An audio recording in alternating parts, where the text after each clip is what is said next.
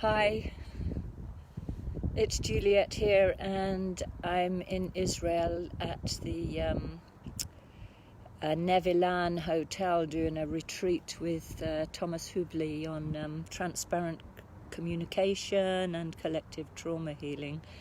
And we're having a late lunch, and there's about 170 people here from all over the world doing this training, doing this retreat, and it's really in-depth, really quite fascinating.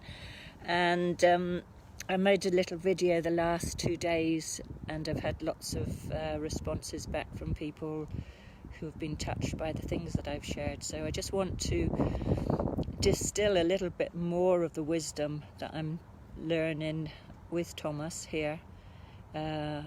Hopefully something will touch you as well. I work myself with trauma healing, and it's been a great honour for me to come and be here with Thomas and to have a much deeper understanding, not only of the trauma skills, but of actually from the mystical point of view, from the energetics of what happens in our body, trauma healing, and what's happening for us when we incarnate as a soul, and the difficulty of that when we have no grounding for us as we incarnate. So I know that many of us have been born into really difficult circumstances. Most of us in some way or other are touched by what's happened, not only in the last World War but in the war before that, but also all the circumstances that's happening at the moment on the planet. So if we have a little bit of a shaky start, I know I certainly did, where we have stressed parents or absent parents, through nobody's fault, just the fact that we're living in difficult circumstances, not only of our time being highly traumatized, but that we're actually incarnating into a time which is the end point of thousands of years of trauma. So it does make it really challenging sometimes that even when we're working, when we're healing our own trauma, that we still get a full impact upon those unresolved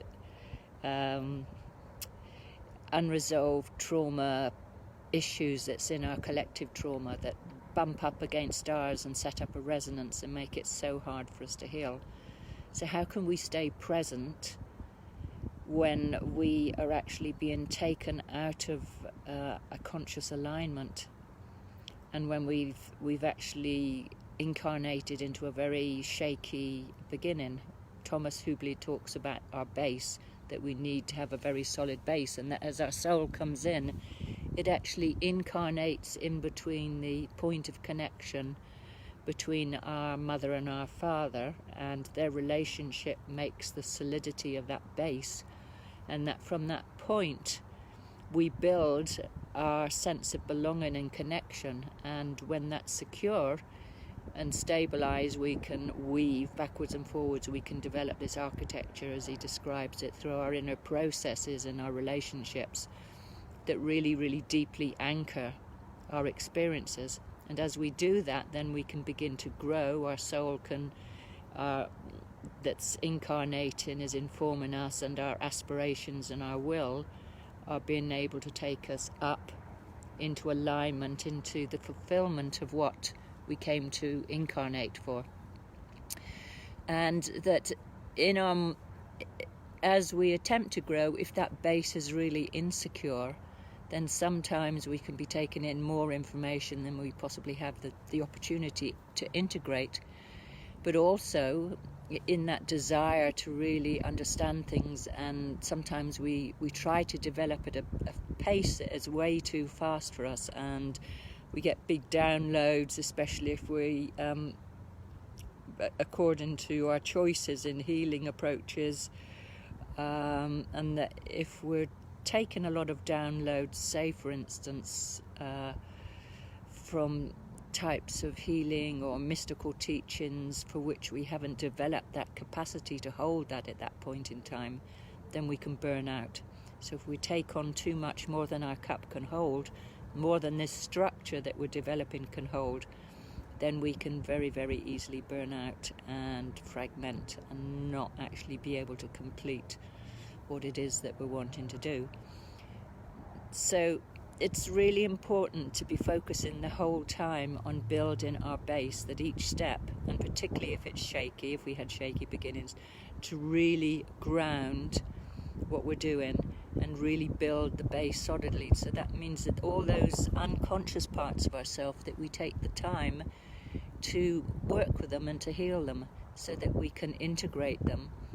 And in doing so, in that integration, that we're beginning to fully anchor our experience. And alongside that, we take lots of time on a daily basis, that we resist the temptation to feel so under pressure, and that we take the time to give the chance to digest and integrate the experiences that we've had in this day.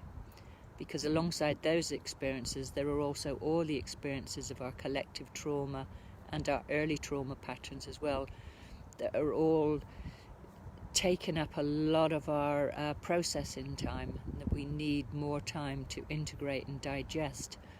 And it's only when we really do that, that this energy that we're bringing in from a soul level, that we can be present to it and really then begin to step into the future, into our evolution. So there's a great deal of very interesting and important inner science teachings from Thomas, which I'm finding really excited to learn about, but they correlate very much with the understanding I have of how to heal trauma, and that is that first and foremost, to take care of yourself, to be well resourced, to take time out for yourself and not to push yourself to the edge. I had a very great tendency just to push. There seemed to be so much to do, and push to the edge until I couldn't take any more, and then I would collapse and be utterly exhausted or broken. And then instead of growing, what you're doing is actually reverting and pinging back and making more problems for yourself, which is more things to work on and integrate. So it's very useful to have daily practices that really ground the energies that you're working with. Mindfulness, meditation, being out in nature, walking, swimming, the things that I've been talking about every time I've ever made a little video. So my phone just rang, and I don't know if I cut out or whether it still went on recording, but just to repeat, it's really important to focus on doing that continually. Self-nourishment, self-care, grounding, not overexposing yourself to things that you can't integrate, experiences, particularly the types of psychedelic experiences, for instance, that might just end up burning you out. So all these things that we choose to do, that we have to take the time and fully integrate them, and that gives us the ground that we're creating, the tools for creating that ground to just take us another step along our evolution. So I hope that little snippet is helpful. There's so many things to share, and I'm so touched by the people here, and particularly we have been in Israel. There's a lot of Jewish people here, and meeting people whose parents were in the Holocaust. And I was really deeply touched by a story that there are people around that don't even believe that the Holocaust happened, and that's really traumatizing for those people that were in the Holocaust. At the same time, meeting people here that German people that are completely in a deep pain and shame about the Holocaust, for instance. And I'm just aware in our whole world of, this is just a little representation of people from two different cultures that are suffering, but in our whole world we have so much war and so much genocide and so much pain happening, way more than we can even begin.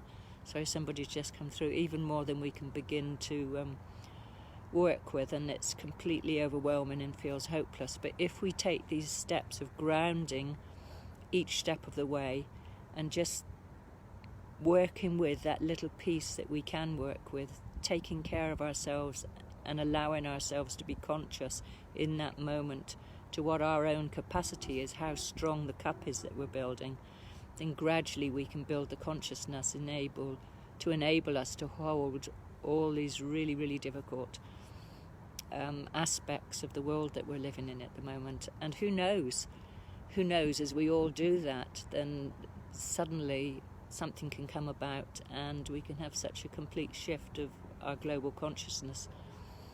And that's what I'm praying for, that can happen through our work together, through the collective wisdom that we can bring together.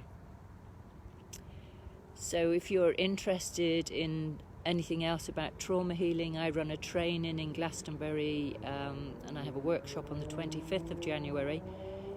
I have an advanced trauma skills training and also a 1-year training, which starts in February, and I will post the links here. If you go to my website, you'll also find them. So have a really blessed day.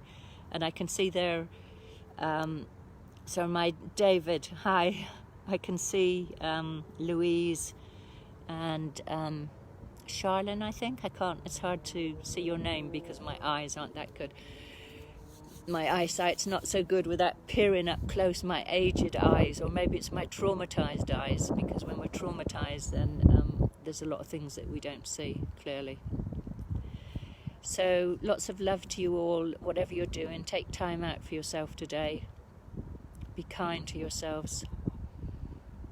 And perhaps you would be happy to join me for just a moment of breathing and peace in this moment, and just being aware of your feet on the ground, whatever helps you to feel grounded and connected in this moment.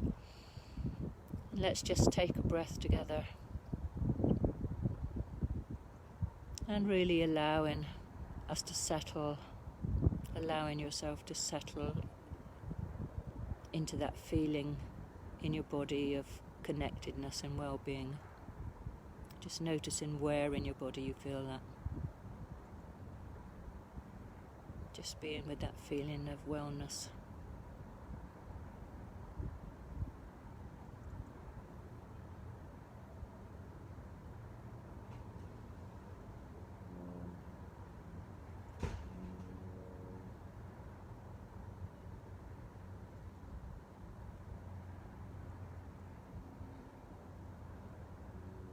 So thank you for sharing this moment with me,